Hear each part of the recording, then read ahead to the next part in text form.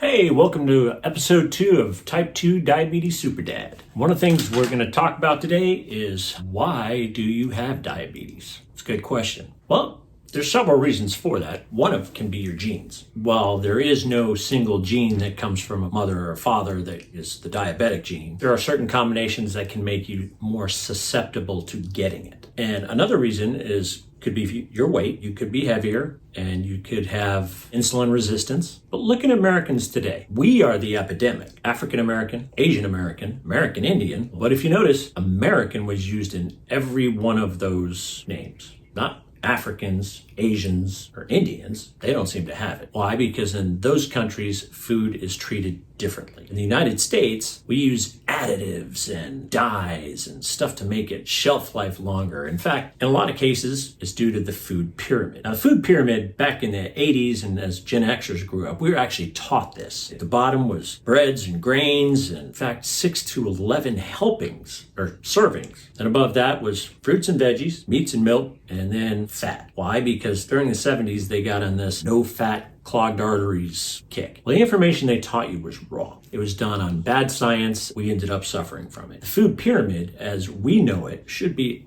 upside down. You should be eating 3 to 4 servings of protein, vegetables and fruits, milks and dairies, and then only 2 to 3 servings of grains and breads. Enriched flour that we typically use in the United States is actually at the top of that list of eat very seldom. So, interesting bit of trivia. One of the things they got away from was fats and protein. Well, that's actually good for you. So as the food pyramid reversed, we've learned the grains, the type that we're eating, are actually bad. But think about what happened in the 70s and 80s. This food pyramid came out. Instantly, the product industry started developing stuff high in grains and breads and this sort of thing. I mean, think about it. I said 6 to 11 servings. There's a reason why when you go to Texas Roadhouse, you get those rolls and you eat like 4 of them and you're not hungry anymore. Fills you up. That's what they did. And they created boxes full of food that could instantly be done and wasn't a lot of work to it. Hamburger helper, just put that stuff in there. Tuna helper, chicken helper, every kind of helper. When you got it all together, we started eating this thinking this was how it should be. And it was cheaper. It was cheaper to buy boxed food than it was to buy natural food and actually have to work for what you were making. And then economics changed. Women started going into the workforce in mid-80s. Now they didn't have 35 minutes, 40 minutes to prepare dinner after they got off work. They needed food now. We were latchkey kids. We ate stuff that was microwavable. TV dinners were the bomb. Well, now during the 80s, now we threw it in the microwave and it took even less time. That pushed that industry. Now, one of the problems is, and what happens inside your body is you have insulin resistance. Insulin resistance, I'm sure you've heard it before on one of these other websites. The muscle cells, the fat cells, and your liver stop accepting glucose. This causes your pancreas to work in overload. So it's still producing more insulin and pushing sugar into your bloodstream, but your cells aren't taking it. So essentially what you have is this giant Slurpee machine going on in your body. That causes problems with your capillaries, your eyesight, every small vein in your hands and toes. That's why a lot of diabetics can actually lose appendages or go blind because they've damaged the capillaries. So essentially that's why you have diabetes. It's not necessarily your fault. It was time period. It's what was chosen in society for us. It's what we thought was right. Nowadays, we're starting to get away from that. Fast food, let's face it. There's so many fast food restaurants out here. It's easy to go there and grab it and this sort of thing. In Iceland, they have a McDonald's burger that's under glass at the airport that's been there for over 10 years. Still has no mold on it. Makes you curious, right? That's what's going in your body. The best idea is to eat as pure as possible. Is it impossible? Unless you're a vegan, yeah, pretty much. Again, it's manageable. In the next recipe video,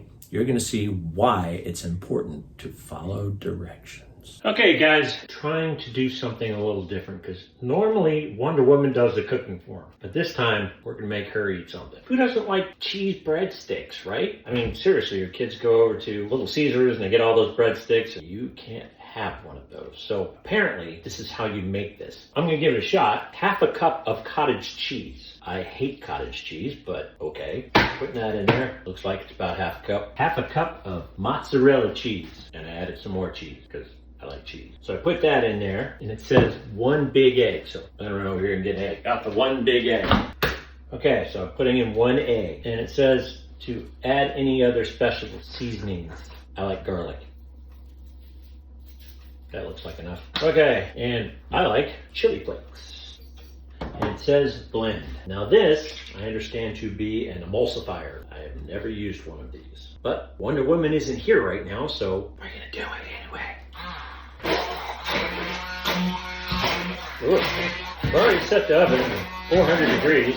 Okay, it says 6 to 8 breadsticks. Okay, I'm gonna put this over here. Let's do it on parchment paper so as not to make a mess. And then we're gonna see what it comes out like.